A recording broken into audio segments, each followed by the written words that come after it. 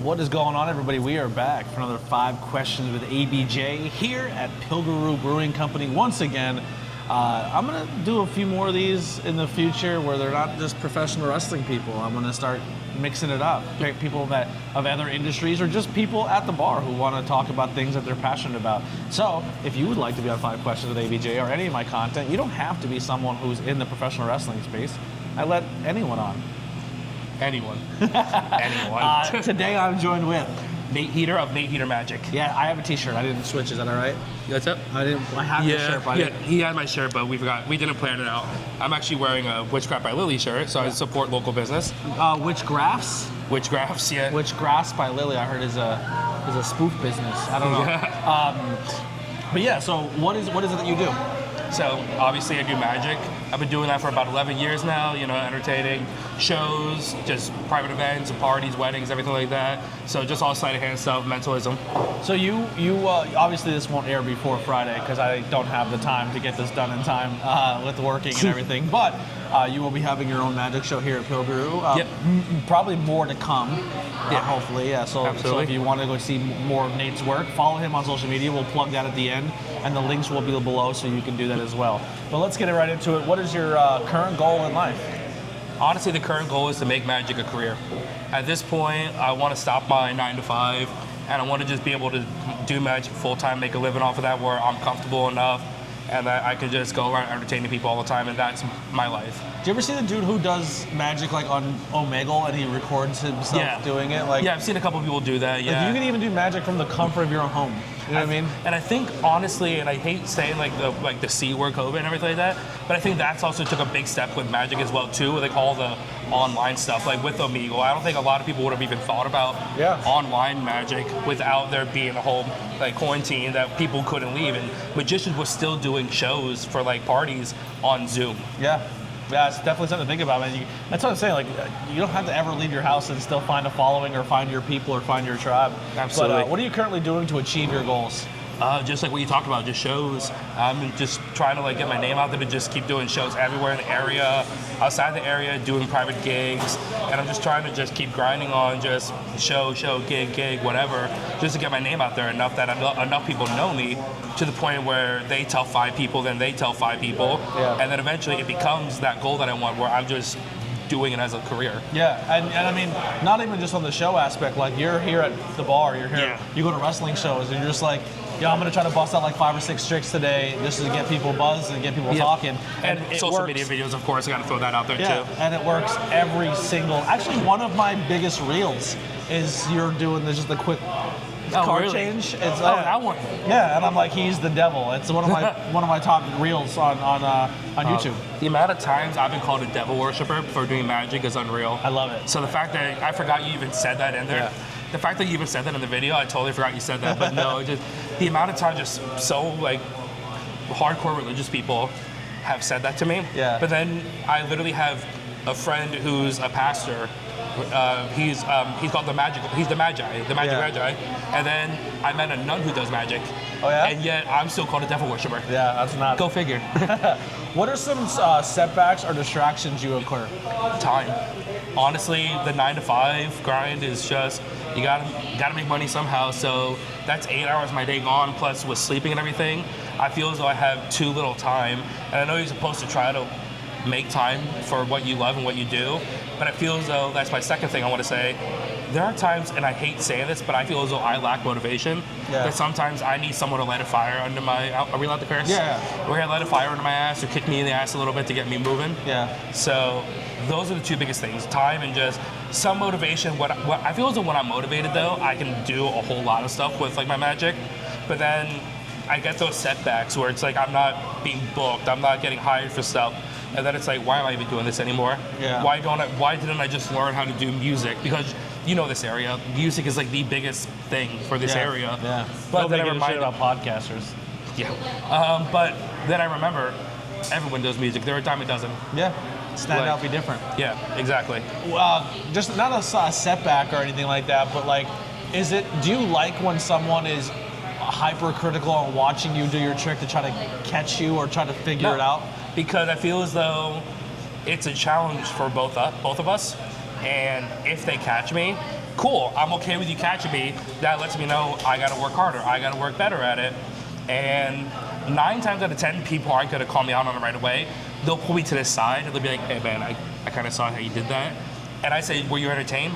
Yeah, that's all I care about. Yeah. But I don't care if you catch me. All I care about is that you liked what you saw, you enjoy it.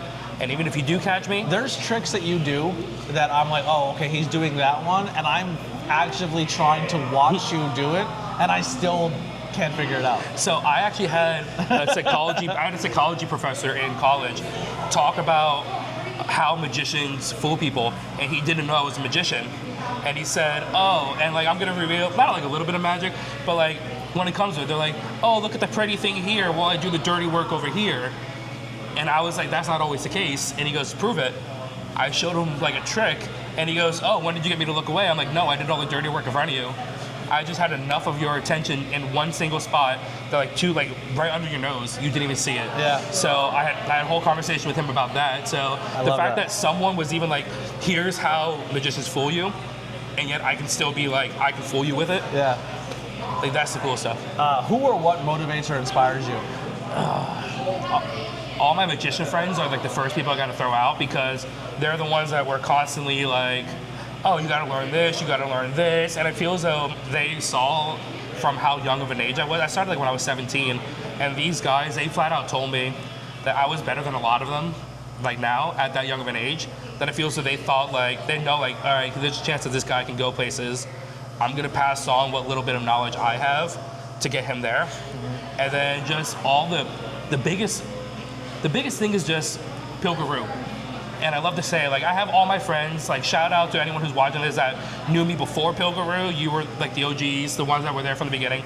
But Pilgar, man, when I started coming here, I didn't think I would get the following I got.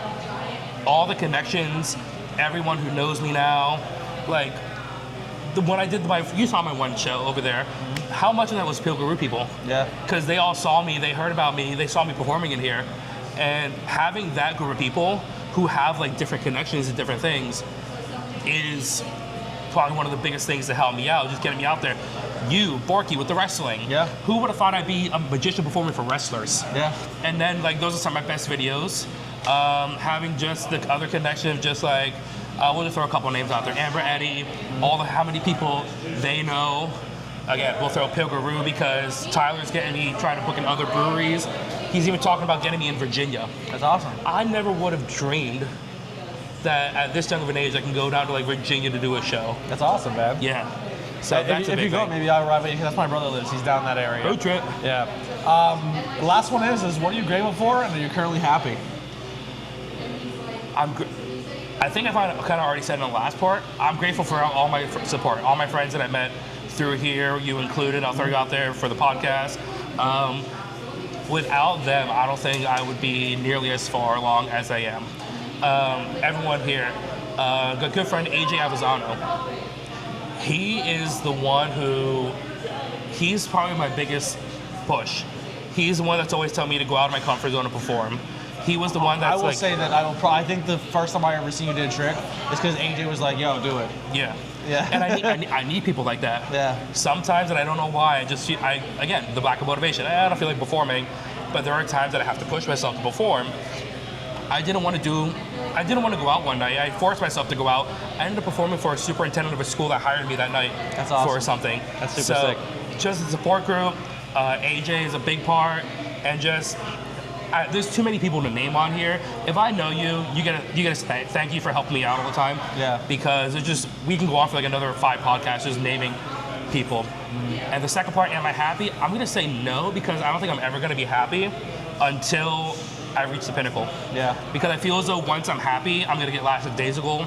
I'm gonna stop working hard, and I'm gonna lose that hunger. Yeah. Where can people find and support you?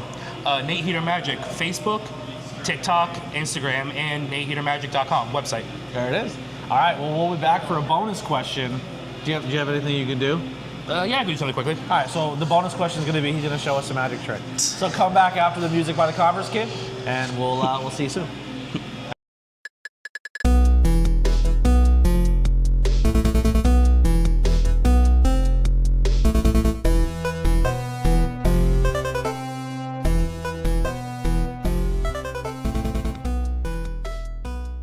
We're back for not, I mean, maybe I'll still ask a bonus question while you're doing it. We'll see how it plays, but we're gonna do a magic trick. Nate's gonna blow our minds via the here.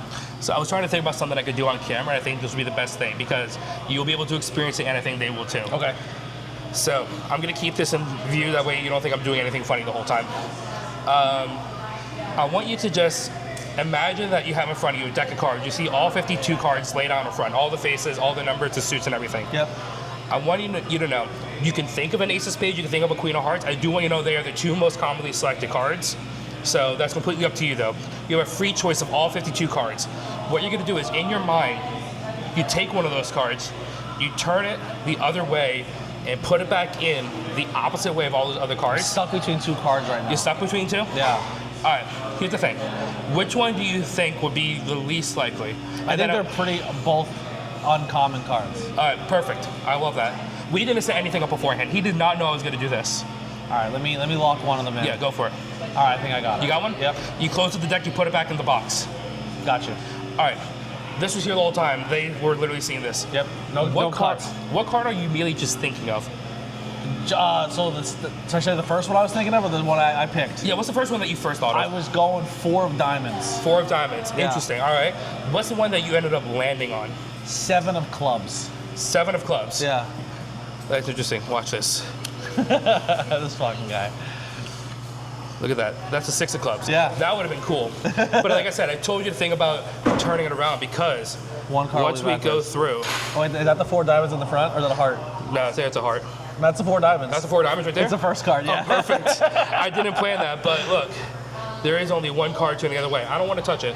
What was your card again? The 7 of clubs. Go for it.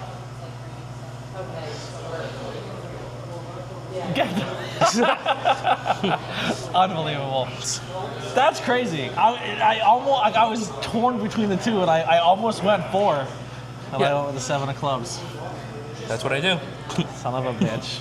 That's Nate. What is how many, like, here's a bonus question, is you go through a lot of tricks, you're always trying different things out.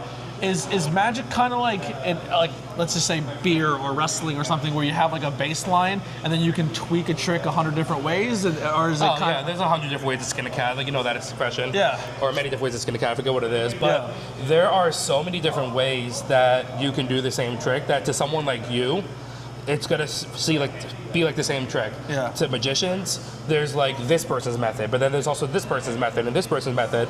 The biggest thing is finding out not only what works for you, that like you can actually do, but what fits your style. Yeah. So that's the biggest thing too, is that there's so many different routes to get to the same trick. Awesome, awesome. Well, we're gonna do some more 5 questions with Nate, so we're gonna be doing we did the traditional one. Thank you guys for tuning in. Make sure you hit like and subscribe. Check out the other 5 questions. We have a lot of great ones on there. Doing a lot more here at Pilgrim. Maybe some open mic people will do some. But we're gonna be doing some wrestling with Nate, some horror, and some pop culture. So stick around and come back next Friday for the next 5 questions with ABJ. 5.